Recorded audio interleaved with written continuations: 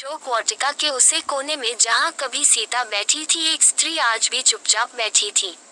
त्रिजटा इस समय धीमे पदों से एक छाया उसे और बढ़ रही थी, भारी, गंभीर और किंचित था कि चाल त्रिजटा ने बिना देखे ही पहचान लिया। वह आश्चर्यचकित हुई। दशानन रावण, जो कभी अपने प्रहरियों के बिना चल नहीं पता था, आज अकेला मौन और निसगा रहा था। रावण ने समीप आकर कुछ देर तक उसे वृक्ष को देखा जिस पल्ले सीता बैठा करती थी। फिर अचानक उसने कहा, त्रिजटा, क्या तू जानती है जब वह यहाँ बैठी थी? मैं इस वृक्ष की छाया से भी जानता था। त्रिजटा चुप रही। तू चुप क्यों है? तू तो सब जानती है ना। तूने सपना देखा था, लंका जल रही थी, मैं रक्त रंजित धरती पर गिर पड़ा था।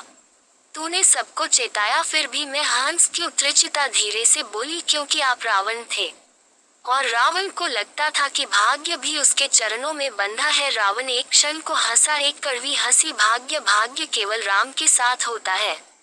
मैंने सोचा था मैं उसे जीत लूंगा, नहीं छीन लूंगा, पर त्रिजटा मैं हार गया हूँ। ऐसे उसकी ओर देखा। रावण की आंखों में पहली बार ना कोई घमंड था, केवल पश्चाताप की एक रात थी। क्या आप सच में पश्चाताप कर रहे हैं? रावण चुप रहा, फिर धीमे स्वर में बोला, आज मैं एक प्रश्न लेकर आया हूँ जिसे मैं वर्षों से दबे हुए था। क्या तू सच में समझती है कि मैं केवल राक्षस था? त्रिजटा कुछ नहीं बोली। मैं वेदों का जाता था, ब्रह्मास्त्र का धारक, शिव का भक्ति, पर एक स्त्री की आंखों में जो शांति अच्छी, उसने मेरी सट्टा की नींद बला दी। वह वैदेही, वह मुझे चल गई बिना स्पर्श किए। त्रिजटा का स्वार्थिमा पर दृढ़ था, क्योंकि वह प्रेम थी और आप अधिकार बहुत तब थी। आप तृष्णा, वह राम की प्रतीक्षा थी और आप उनके विरुद्ध युद्ध। रावण धारा गया, मैं तो उसे छुआ भी नहीं, फिर भी पापी कहा आया। क्या न्याय केवल राम के पास है? त्रिजटा का उत्तर तीखा था, न्याय केवल उनके पास होता है जो धर्म नहीं करते। अपने सीता को बंधक बनाया केवल इसलिए कि उसने आपकी कामना को ठुकराया।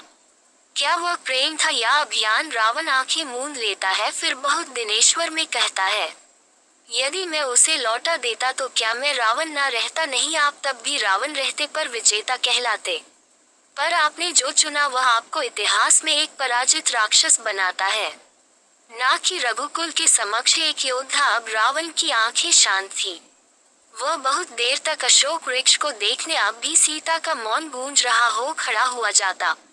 यह मेरी अंतिम रात्रि है, कल मैं रण में जाऊंगा और शायद लौटूंगा नहीं, पर यदि अग्नि के पर कुछ है और उसे और सीता की आंखें अब भी देखती है, तो क्या मैं वहां क्षमा मांग सकता हूँ? त्रिजटा की आंखों से एक अश्रु ढोलक पड़ा। आपकी आत्मा सच में पक्ष आपसी दर्द है तो राम अवश्य क्षमा करेंगे, पर क्षमता उन्हें ही मिलती है, इन हो जाते हैं। आज आप हो। रावण ने त्रिजटा को अंतिम बार देखा और चुपचाप लौट गया। वह एक राजा नहीं था, ना रक्षा उसे रात, वह केवल एक टूटा हुआ मनुष्य था जिसने पहली बार अपने भीतर झांका था। अगले दिन वह युद्ध भूमि में गया और इतिहास वही हुआ जो त्रिजटा ने सपने में देखा था।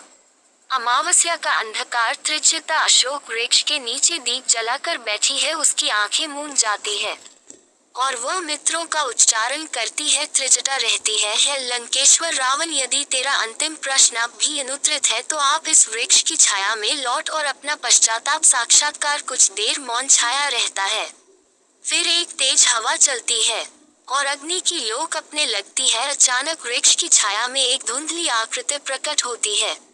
तूने पुकारा, मैं लौट आया, पर मैं अब रावण नहीं, केवल एक शापित आत्मा हूँ जो हर युग में अपने अभियान के दंश को जीती है। क्या तू मुझे मुक्ति दिला सकती है? त्रिजटा उत्तर देती है, मुक्ति केवल सत्य से मिलती है। रावण, क्या तू सच में स्वीकार करता है कि तेरा धर्म भ्रष्ट था? क्या तू अब भी राम को दोषी मानता है? रावण की आत्मा रहती है, नहीं, अब नहीं। मैं कौल की आंखों में झांक है। राम ना शत्रु थे ना विजेता, वे तो दर्पण थे जो मुझे मेरा ही कुरूप चेहरा दिख गए। त्रिजटा रहती है, तो सुन रावण, तेरी आत्मा का बंधन तब तक नहीं कटेगा जब तक तू अशोक वृक्ष की जड़ से जन्म नहीं लेता। एक ऐसा जन्म जहाँ तुझे अधिकार नहीं, समर्पण सीखना होगा, जहाँ तू रक्षा नहीं, एक साधु होगा, जहाँ तू पुरुष नहीं स्त्री होगा और उसे स्त्री के रूप में तुझे प्रेम में अपमान सहना होगा, तभी तो समझेगा।